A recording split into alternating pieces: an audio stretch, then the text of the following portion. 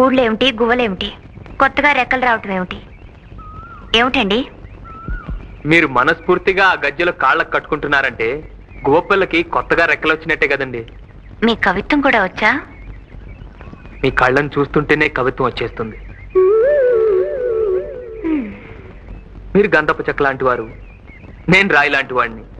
మంచి గంధం తీయాలంటే ఏం చేస్తారు? రాయి మీద అరగదేస్తారు. ఇప్పుడు మీరు సాధన చేయడానికి వచ్చారు కదా, ఈ రాతిని ఉపయోగించుకోండి. మీ అభినయం సుగంధాలు విరజిమ్ముతుంది.